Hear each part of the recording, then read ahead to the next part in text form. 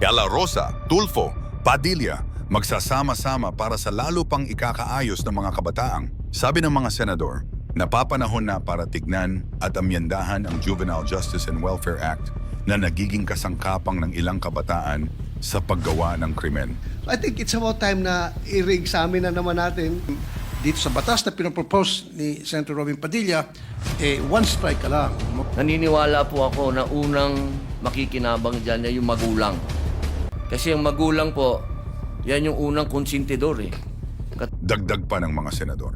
Noon, ang mga bata ang ginagamit ng mga sindikato. Pero ngayon, ang mga bata na mismo ang sindikato. Mga minor de edad na mga loko-loko, they keep on committing crime time and time and time and time and time and time again sapagkat hindi sila pwede makulong. Paulit-ulit sila nakagawa ng krimen. Ngayon, Linis Norte, nung aarestuhin yung bata, ang unang pinakikita po nung magulang ay yung birth certificate. Ang tanong ngayon ay napapanahon na nga ba para sa pag-amyenda ng batas na ito? Panoorin pa natin ito. Pero bago yan, huwag kamlimutang mag-like at subscribe para sa mga pinakabagong balita. Yes, Mr. President, next to interpret is Senator Ronald Bato de la Rosa. I move that he recognized. Senator Bato de la Rosa is recognized to interpolate. Thank you, Mr. President.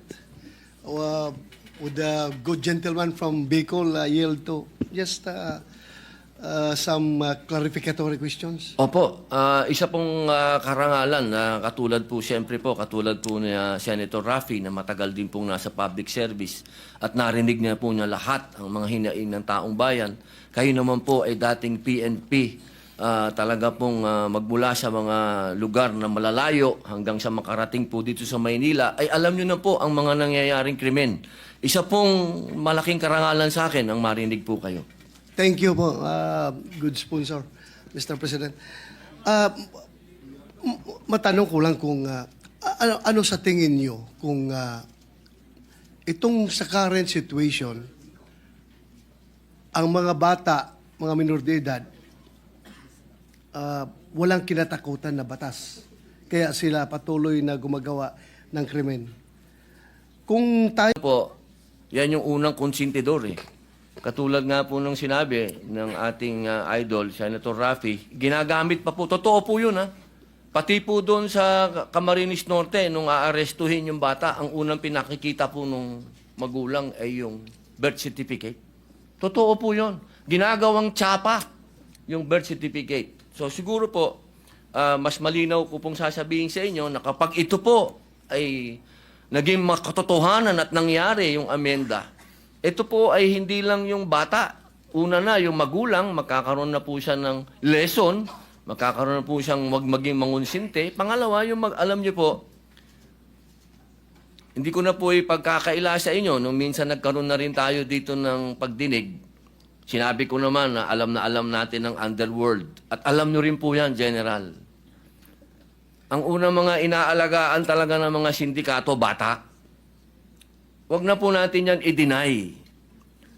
Kasi yan po ay makatotohanan.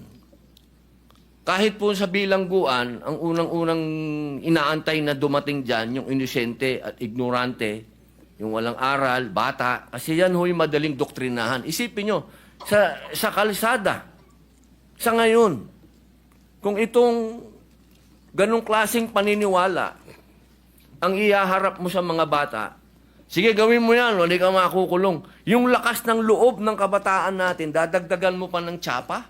Tsapa yun eh. Hindi ka makukulong. Kaya ang kailangan lamang po natin, may batas na kakatakutan.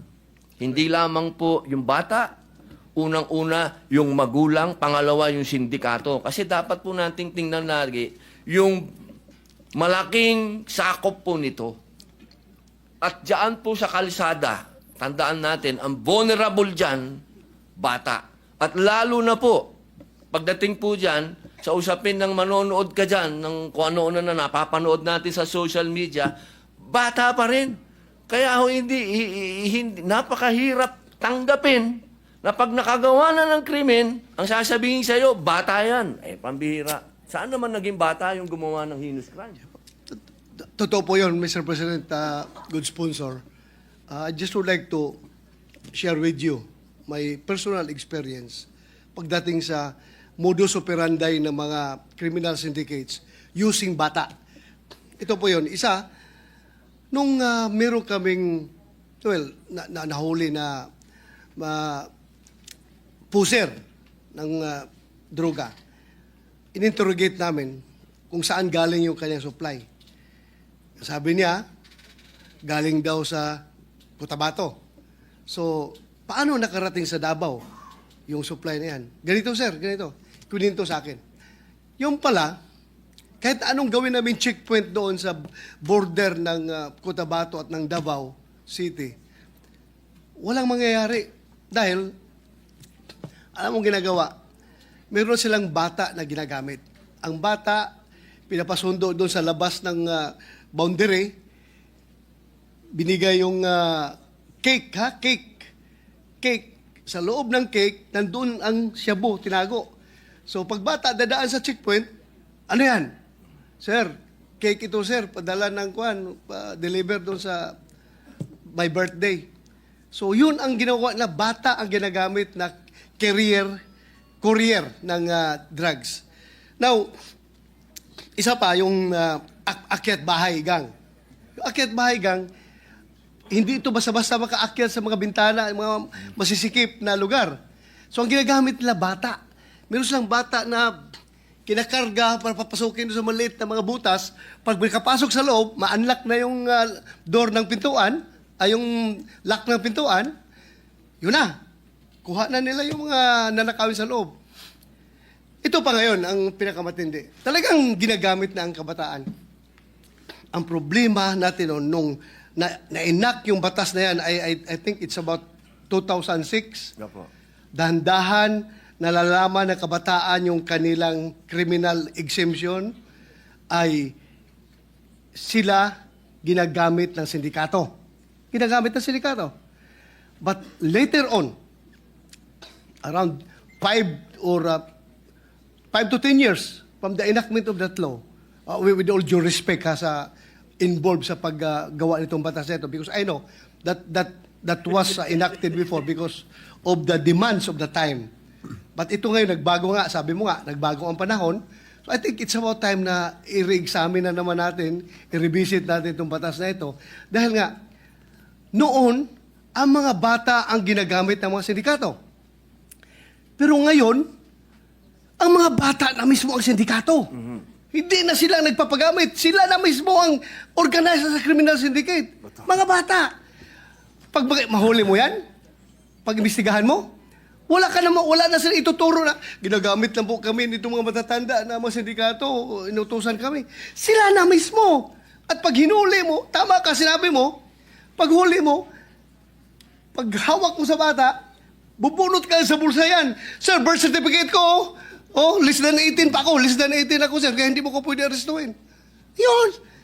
Yan ang ginagawa talaga ng mga bata ngayon. Kaya, I hope that it's about time that we revisit this law para naman hindi po mga nasama na nabanggit yung mga list of crimes na nangyayari. Yung recently lang nangyari doon sa Tagum, Davao del Norte, isang estudyante, babae, scholar, pinasok sa bahay ng 2 minor de edad. Mabuti kung ninakawan lang, pinatay pa. Pinatay yung bata. Bago lang doon sa amin sa Davao del Norte. So, I think, I hope na ma-action na natin ito ngayon.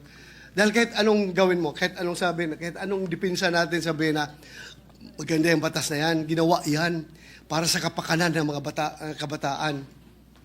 Pero, I think nakikita ko it's already indefensible na sabihin natin na hindi natin na dapat baguhin ang batas na yan. Pag sinabi natin na hindi yan baguhin dahil mali ang pagtingin natin sa sitwasyon. Ako, I've been a policeman for how many years and hanggang nag-retire ako, yan ang palaging reklamo, hindi lang ng pulis, hindi lang ng mga biktima, kundi pati parents mismo. Sabi ng mga parents, katigas ng ulo ng itong anak ko, sir, wala na akong magawa. Hulihin nyo, sir, bitain nyo yan. May mga parents magsabi sa akin, bitain nyo yan, sir, katigas ng ulong bata niyan dahil nga ayaw Disiplina. magpa-disiplina dahil alam nila na mayroong batas silang sinasandalan. Kaya siguro, it's about time lang, Mr. President, good gentleman. Maraming salamat po sa pakikinig mo sa aking sinishare. Thank you po. Move that he be recognized. Senator Raffy Tulfo is recognized. Thank you, Mr. President. I would like to commend Senator Padilla for his privileged speech, which primarily seeks to improve our peace and order situation. I understand his intention, Mr. President. By my experience in my program, several minors do get involved in criminal activities, and some are even involved in the commission of heinous crimes. The parents and family members of their victims are often left frustrated due to inability to get justice. If we are going to talk about facts, that is a fact. Meron lang po ako yung kwento many years ago. May pumunta sa akin na isang parent from Leyte, if my memory serves me right. Ang kanyang reklamo, yung kanyang 9 years old na anak na babae, ni-rape ng 13 years old na lalaki. After na ma-rape itong 13 years old na lalaki, yung 9 years old na anak niya, kinasuhan, ay dinala sa korte. At anong ginawa ng korte, dahil meron nga Juvenile Justice Act tayo, walang nagawa yung fiscal kundi pakawalan. And then, 2 weeks after, nang rape ulit. Again, pinakawalan. Tinawagan kong piskal. Pasensya na. Yun po yung batas. Kailangan pakawalan. Pangatlong beses, nang rape na naman. Na-high blood po ako dun. Nabalitaan ko. At hindi lang po yung unang insidente na nakarating sa akin na kung saan yung mga minor de edad naging recidivist pa ulit-ulit na lang gumagawa ng heinous crime. And meron din akong karanasan sa aking programa din na yung pulis pupuntahan yung bahay ng isang magulang dahil yung kanyang anak ay merong ginawang kasalanan. Ang sabi ng nanay agad, sandali lang, alam ko na yan. Pupunta siya sa kanyang cabinet, kukunin yung birth certificate ng kanyang anak dahil menor de edad. So sasangkalan yung edad para makalusot yung mga bata at makagawa ng krimen. Ang daming beses na po ng mga insidente na yung mga menor de edad ang nalakas ng loob, gumawa ng krimen dahil alam nila wala silang pananagutan at sasalbahin ng batas. And there were also cases na nilagay sila sa Juvenile Detention Center ng DSWD. Pero nakakatakas. Napapakawalan. Now, meron lang konting katanungan dito kay Senator Robin Padilla, if you will yield to some questions. Isa pong Sir. pagpapasalamat ang suporta po ninyo at tanong. Okay. Meron na ho ba kayong ginawang pag-aaral kung tama ba yung 10 years old na ibababa natin yung age of pananagutan para yung isang bata ay makulong sa isang heinous crime? Have you conducted studies or are there or meron na buong pang pag-aaral na ginawa Opo. dito? Opo. Ngayon po, nasa oras pa rin po kami ng pagsisiyasat at pagkuha ng mga impormasyon. Ang amin pong binabasihan din po ay yung mga bansa din po na katulad natin na miyembro din po ng United Nations. Alam naman po, may mga batas din po dyan patungkol sa kabataan. Na yung kanila pong mga bansa din, meron din po silang mga batas na ganyan. Katulad po sa Australia, sa UK, at ang iba pong mga bansa din sa ASEAN. Sa ibang bansa nga po sa ASEAN, may 7 years old pa. Opo, doon po sa UK, tsaka sa Australia, 10 years old po ang kanila pong ano. So, makikita po natin na doon po sa mga progresibong bansa din at sa mga kapitbahay po natin, meron na pong mga ganitong batas. Opo. Ang katunayan nga po sa amin pong panukala, hindi rin po namin isinasawalang bahala yung dati pong batas, yung Juvenile Act na yan, sapagkat nakita po namin mapakaganda din po talaga ng batas na ito. Kailangan lamang pong sumabay sa panahon. Okay. Opo. Okay. Yung binanggit niyo po, may mga batas na yung age of criminal liability ay napakababa. Halimbawa, yung Belize, 7 years old. Wanga, 8 years old. Brunei, 7 years old. India, 7. Kuwait, 7. Yemen, 7. Zimbabwe, 7. China, 12. Hong Kong, 10. Singapore, 10. Sa US, depende sa states. It varies from 11 to 14 years old. Australia, tama ka, 10 years old. Germany, 14. Sa atin, ilan? Opo, Mr. sa atin President? po, ang panukala po natin ay 10. Pero Pero sa present, ilan ba yung present ngayon, Mr. 15 President? po eh. 15. 15 So, po, pinapanukala medyo nyo 10. 15 pababa, wala po silang obligasyon.